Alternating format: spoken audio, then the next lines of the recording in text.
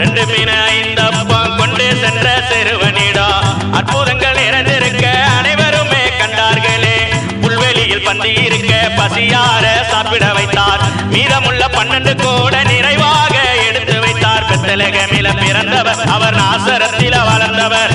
பெத்லகேமில பிறந்தவர் அவர் நாசரத்தில வளர்ந்தவர்.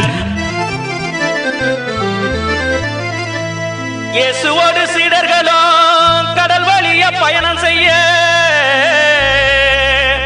படகோட துயரம் அது தொடர்ந்து வந்து சீசர்களை பயமுறுத்த